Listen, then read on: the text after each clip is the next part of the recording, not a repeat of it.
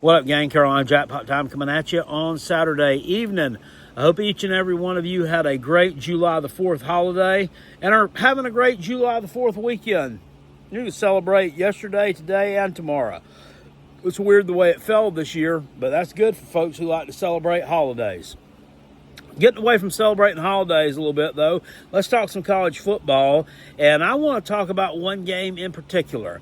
I'm trying to get together my thoughts for my Gamecocks 2025 season prediction video. There are a number of games that I kind of don't really know which way to go on right now, and surprisingly, this game and the team that we're talking about here in this particular video is one of the ones that I've got question marks about. And there are a lot of things that give me concern about playing this bunch. But before we get into that, if you're new around here, stay true around here. Subscribe to this channel. Click the little bell icon so you get the notifications every time I go live or post a new video. And stay tuned for future updates. We do college football content here all year long, and we have a heck of a good time doing it. We do live shows every Wednesday and Sunday night, the Rob and Kale Show. If I don't plan on doing a live show on Wednesday or Sunday nights, guys, I will let you know in the community tab on this YouTube channel. I get a lot of people asking, are y'all going to go live tonight? Are you doing the live show tonight? That's how you'll know if we're not doing it. I'm going to put it in the community tab, just so you know. Now, we've missed some here in the past. Rob one night had an internet issue, but I did it by myself. One night, he was having some issues. One night, I was having some issues, but hopefully that's all behind us now. And going forward into college football season, we will rock and roll with shows every Wednesday and Sunday night. Also, don't forget about our contest. The 2025 Callaway's College Football Pick'em Challenge will be kicking off during week 0. So more details to come on that.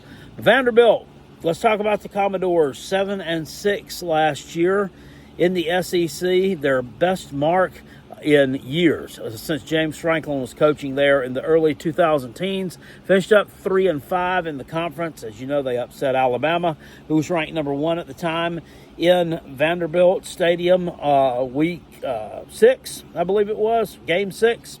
They upset Virginia Tech last year.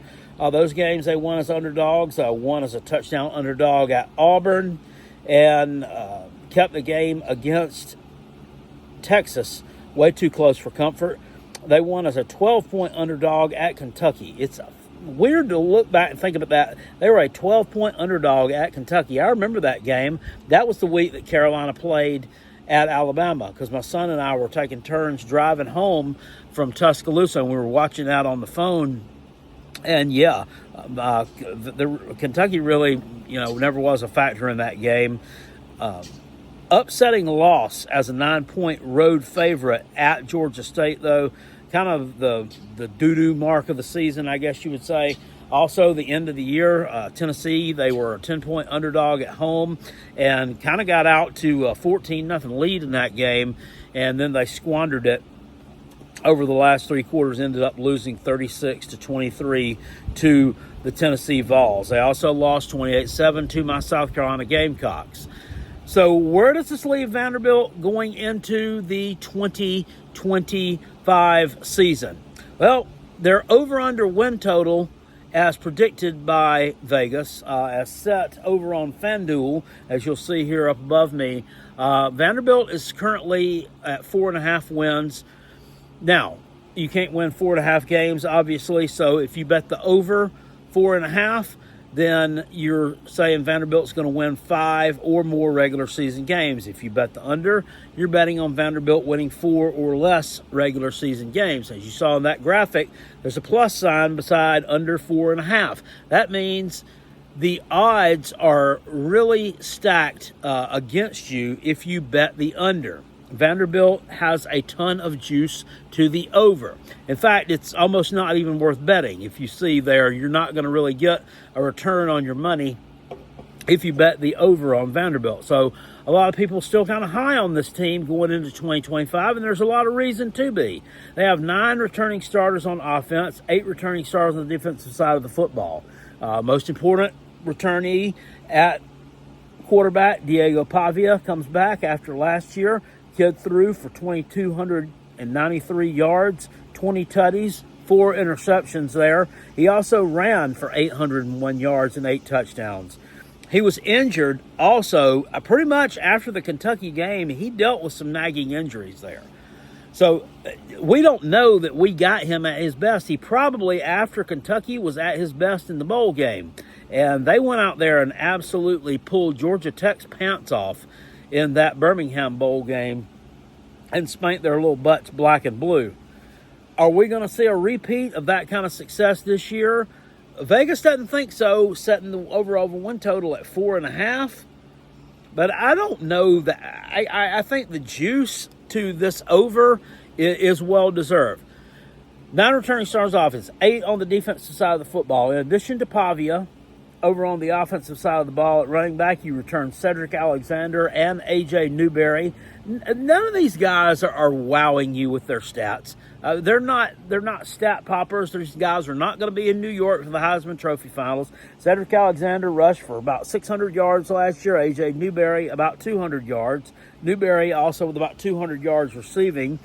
And Alexander about 238 yards receiving. They also, on the receiving side of the ball, return Junior Sherrill and their number 1 receiver, Eli Stowers, who is listed as he's actually listed as a tight end, but he kind of plays the wide receiver role a little bit too. Kind of like Nick Harbor. A guy can kind of do both things. Big 6'4", 235-pounder, transferred from New Mexico State with Diego Pavia, came over with their offensive coordinator, or with their head coach, Jerry Kill, who ended up taking an offensive analyst role, along with offensive coordinator Tim Beck. These guys are returning 4 starters on the offensive line, an offensive line unit that only gave up 18 sacks last year. That's pretty solid. When you look at the Gamecocks, we gave up 41 sacks last year. That's right, 41. And that 41 stat, South Carolina would have had the worst offensive line in the league statistically last year had it not been for games against Texas A&M and Vandy, where you gave up 0 sacks. You also gave up only 1 sack against Missouri. But against such vaunted defensive fronts as Old Dominion, you give up 4. LSU, we were told they had no defense. You give up 5 to them. You gave up 3 to Akron, 6 to Ole Miss, 4 to Bama, 6 to Oklahoma, 3 to Wofford, and 3 to Clemson. Not good. Not good at all. The only team that's anywhere close was Kentucky and Mississippi State. Both these teams were in the high 30s, and both of them had terrible years. So that definitely needs to get shored up. That's a reason for concern to me, too, because Vanderbilt, with 8 returning starters on the defensive side of the ball, they returned their top 3 tacklers in linebackers. What is this dude's name? Brian Longwell and Langston Patterson, and safety Randon Fontenette. I got to tend to think it's 4.5 is crazy, and South Carolina has not lost to this team since 2008. We're currently riding a 16-game winning streak. I can't remember what it's like the last time that we lost to Vanderbilt. We have beaten them since. Looking at every team in the old SEC East, it's been the longest since they've beaten South Carolina than it has against any of these other teams. In fact, they've beaten Georgia twice. Twice. Do you believe that? How in the hell do you lose to Vanderbilt at home on homecoming? Yeah, Lou, I don't know how you lose to Vanderbilt at home on homecoming. I wouldn't know nothing about it. South Carolina lost to them in 2007, 2008, and those weren't good Vanderbilt teams that they lost to. The only other times they've lost to them in the entirety of the series was 98 and 99, and that was when South Carolina had, not arguably, but those were their worst 2 teams since joining the SEC. They were 0-11 in 1999 under Lou Holtz and 1-10 in 1998. A little fun trivia question for you. Who's the only team that they beat in 1998? Yeah, Suck These Balls State. How about that?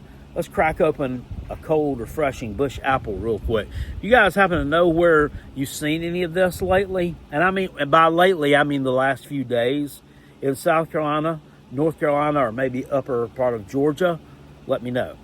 Please don't tell me about where you saw it in Texas. Please don't tell me where you saw it up in Kentucky. I can't travel to those places. But I'm on my last case of this. This is the nectar of the gods. Okay, this beer is goated, and you can't find it around here anywhere. But I think it's a fair question to wonder: is this the year that Vanderbilt finally takes down South Carolina? Pavia's back. He's totally healthy. He's got a ton of production coming back around him. He's got some protection coming about around him. They've got continuity with the coaching staff coming back. And let's face it, I mean, the law of averages every year that this winning streak goes on diminishes just a little bit each and every year. I'm not going to lie to you guys. Last year, when we went up there for that game against them, it was a quiet confidence I had on the outside, but on the inside, I was shaking like a dog shitting peach seeds. I did not want to lose that game to them there, especially after going to that Bama game, spending all that time and money. Well, it wasn't all that much money. It wasn't that expensive to go. Just all that time to endure all that heartache. Man, oh man. But yeah, Carolina really had very little trouble with them. I'm not so sure that's going to be the case this year. Pavia's already went out on that podcast, Bussing with the Boys. It was a 2-hour-long interview they did with him, and I listened to the entire thing. And at first, I kind of was taken aback by his comments about Tennessee. Yeah, I'm taking up for Tennessee. I'm carrying their water or their Busch Light apple. Can you believe that? And I didn't like the comment about South Carolina where they had said that, hey, what do you got circled? Oh yeah, week 3. Okay, buddy, week 3. But then, like, when I watch the entirety of the thing and I understand the context around why he said it, I mean, I'm really pulling for this dude. I like him.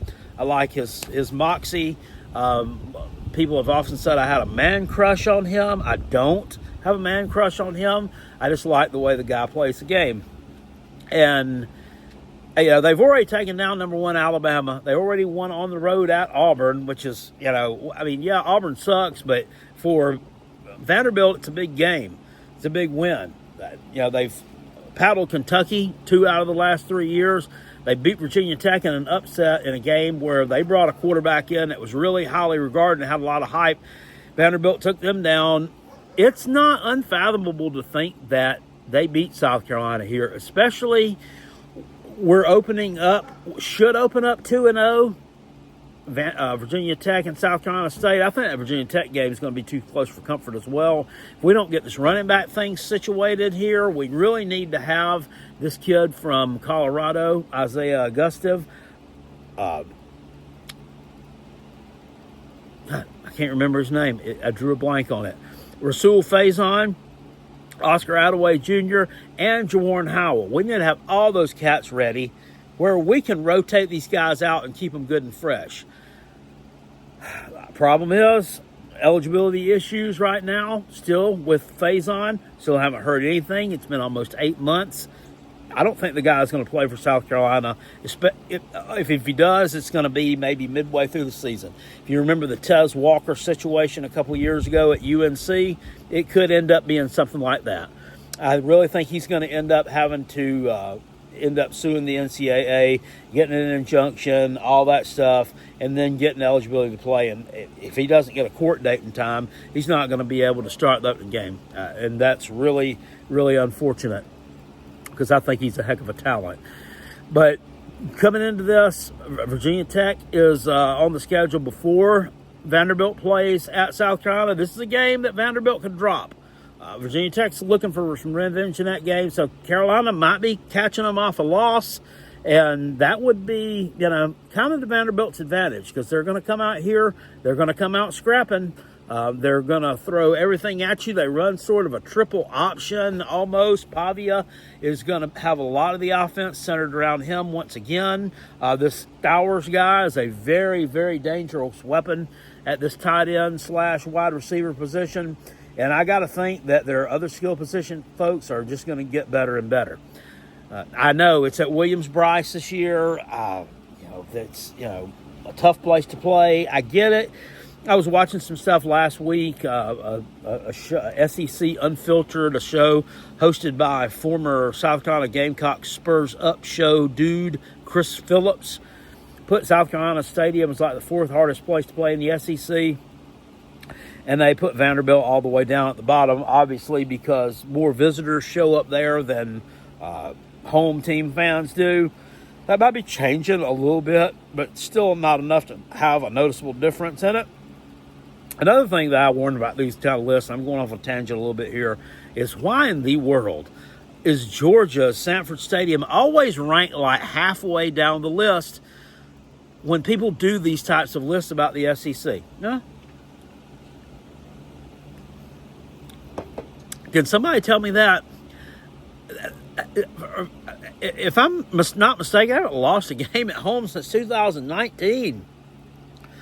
To me, that makes for a pretty tough venue if you're popping off results like that. I don't know why people won't, as the kids say, that annoys the hell out of me, give Georgia their flowers for Sanford Stadium being a tough place to play in. I don't get that. It's fucking weird. But it is what it is. They put the Swamp at number 1. I think Florida may have had a losing record in the Swamp last year. I don't know. I know the first game when they played Kentucky, they got pounced. Not Kentucky, Miami. Terrible. Whatever. Whatever floats your boat. But Williams-Brice, tough spot to play in, but you're going to drop a game to this bunch eventually.